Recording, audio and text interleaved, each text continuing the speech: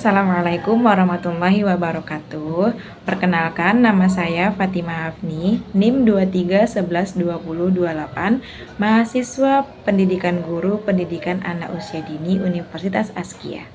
Video ini saya buat bertujuan untuk memenuhi tugas mata kuliah Statistik Pendidikan. Baik, langsung saja ke videonya. Di sini saya akan melakukan uji independen sampel t-test. Jadi, uji independen sampel t-test itu adalah uji statistik parametrik yang digunakan untuk membandingkan rata-rata dua kelompok yang tidak berpasangan atau tidak berhubungan. Tujuannya adalah untuk mengetahui apakah terdapat perbedaan yang signifikan antara dua kelompok sampel yang tidak berhubungan. Misalnya, apakah terdapat perbedaan yang signifikan dari hasil belajar siswa kelas kontrol dan kelas eksperimen. Langsung saja, yang pertama kita masuk ke aplikasi Excel. Nah, di sini saya telah membuat data dari kelas kontrol dan kelas eksperimen. Dan pada data kelas eksperimen saya kasih kode 2. Oh iya teman-teman, jadi syarat untuk uji independen sampel t-test ini datanya harus normal dan juga homogen ya teman-teman. Nah, di sini saya akan menguji kenormalan datanya terlebih dahulu. Langsung saja kita copy datanya.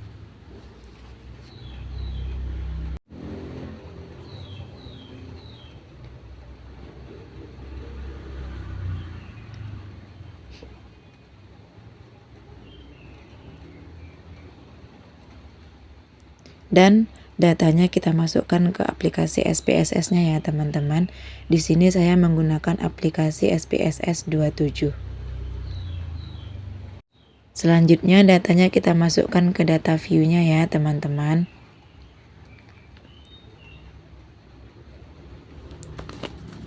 Nah, selanjutnya kita masuk ke variable view. Nah, pada kolom yang pertama kita isikan dengan hasil.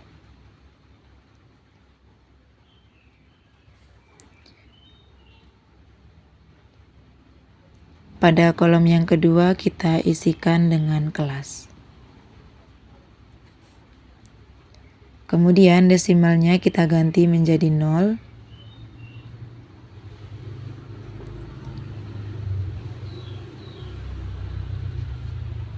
Dan labelnya kita isikan menjadi hasil belajar siswa.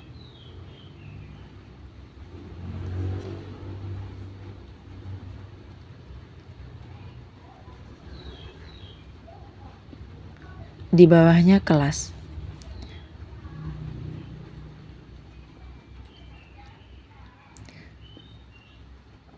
Kemudian untuk value-nya, di kolom kelasnya kita akan atur value yang pertama,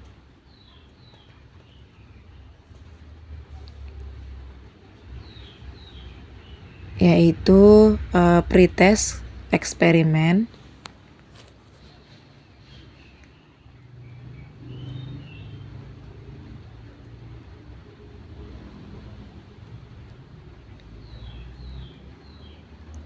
Selanjutnya kita klik add. Selanjutnya pada value yang kedua kita tulis dengan post test kelas kontrol.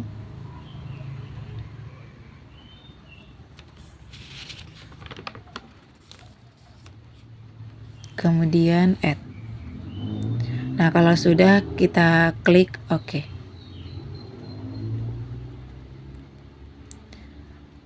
Kemudian di sini datanya sudah terlihat perubahan nama dari datanya ya teman-teman. Nah, selanjutnya kita masuk ke menu Analyze. Kemudian kita ambil Descriptive Statistik.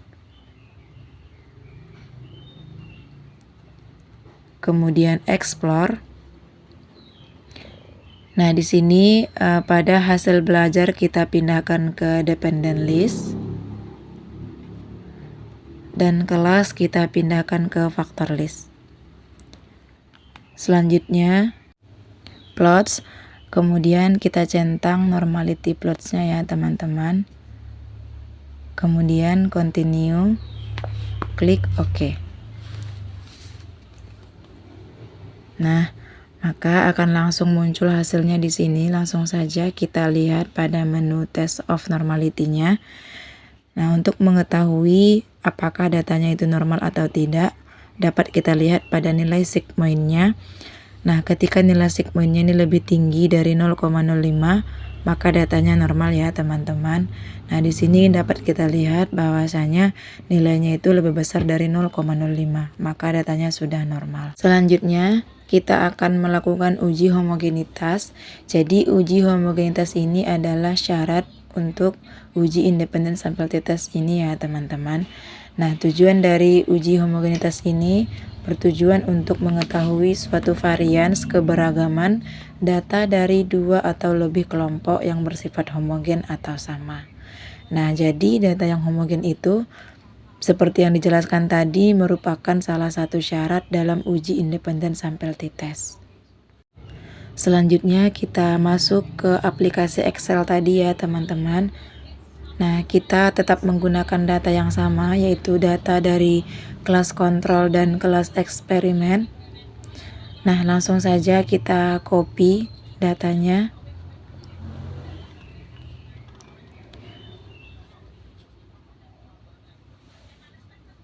Kemudian kita pindahkan ke aplikasi SPSS-nya ya teman-teman.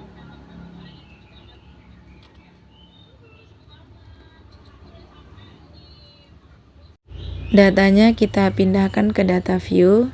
Nah, di sini sudah terlihat ya teman-teman. Selanjutnya kita masuk ke variable view. Nah, pada kolom yang pertama kita ganti menjadi hasil.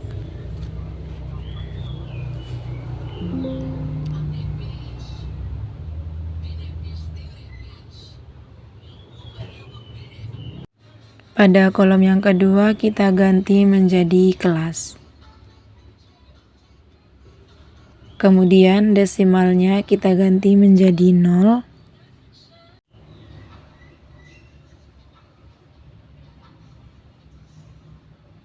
Kemudian labelnya kita tulis menjadi hasil belajar siswa.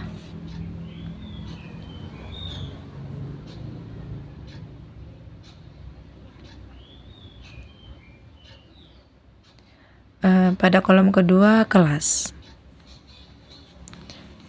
Kemudian value-nya di kolom kelas kita atur value yang pertama yaitu pretest eksperimen.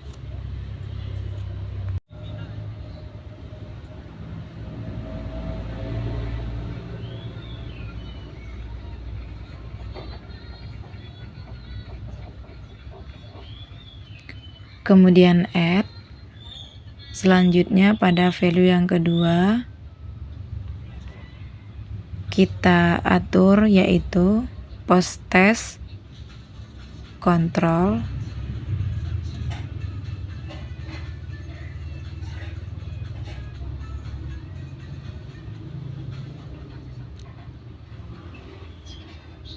Kemudian add.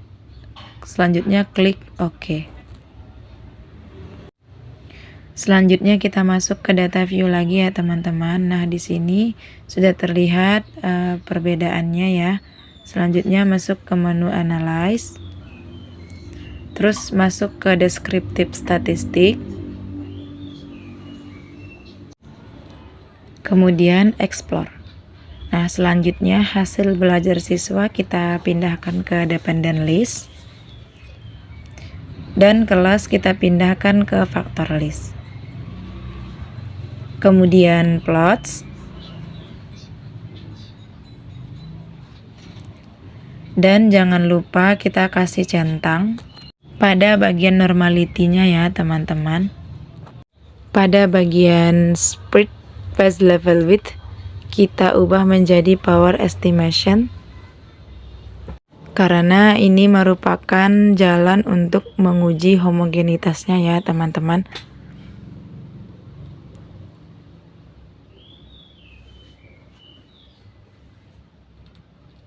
Selanjutnya continue. Selanjutnya kita klik OK. Dan inilah output analisis homogenitas kita. Langsung saja kita menuju ke tabel dash of homogeneity-nya ya, teman-teman. Jadi dapat teman-teman lihat di sini bahwasanya nilainya lebih besar dari 0,05, maka datanya homogen. Nah, sementara jika datanya itu lebih kecil dari 0,05, maka datanya tidak homogen. Selanjutnya kita akan melakukan uji hipotesis. Nah, tujuannya yaitu untuk mengetahui seberapa besar pengaruh dari hasil kelas kontrol dan kelas eksperimen. Langsung saja kita masukkan datanya ke data view. Nah, jadi datanya ini sudah data yang normal dan homogenitas ya teman-teman. Nah, itu merupakan syarat dari uji hipotesis. Selanjutnya masuk ke variabel view. Nah, pada kolom pertama kita ganti menjadi hasil. Pada kolom kedua kita ganti menjadi kelas. Selanjutnya desimalnya kita ganti menjadi 0.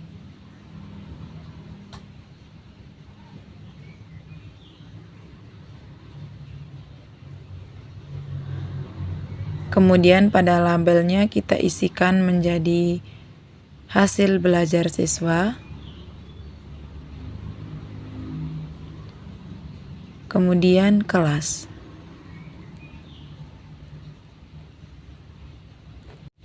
Kemudian value di kolom kelas kita atur menjadi value 1, yaitu post test kontrol.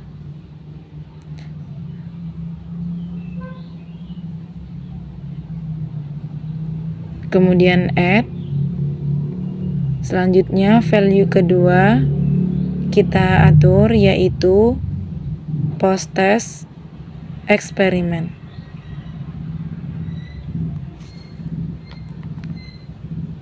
Selanjutnya add, kemudian OK. Kemudian kita masuk ke data view-nya lagi teman-teman.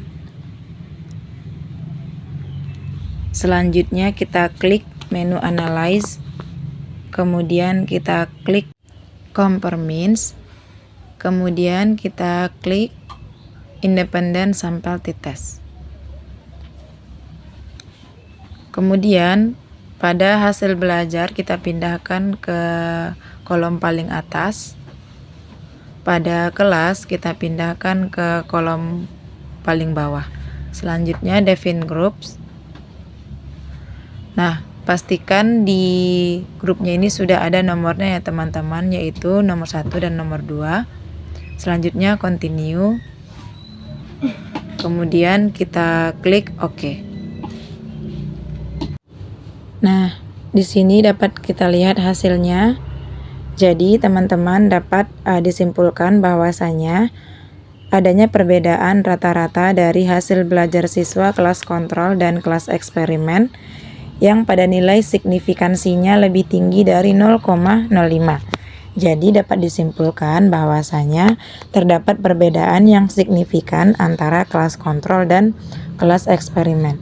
Oh ya teman-teman, jadi diingat lagi bahwasanya syarat untuk uji hipotesis pada uji tes independensi sampel itu syaratnya datanya itu harus normal dan juga homogen ya teman-teman. Baiklah, itu saja yang dapat saya tampilkan pada video kali ini. Semoga bermanfaat bagi teman-teman semua.